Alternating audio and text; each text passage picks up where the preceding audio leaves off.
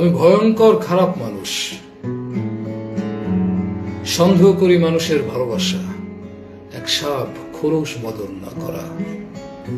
বিষের ভারে যে আত্মমগ্ন, ভেবে দেখো এখন আমাকে আর ভালোবাসবে কিনা।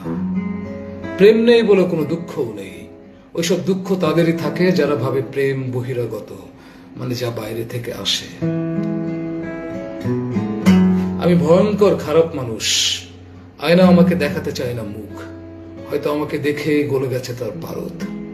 আর যে ঘোড়ারা আমাকে নিয়ে যাবে সমুদ্রে, আমার আত্মার ঘুমের শব্দে তারা খড়ে গেছে মরে।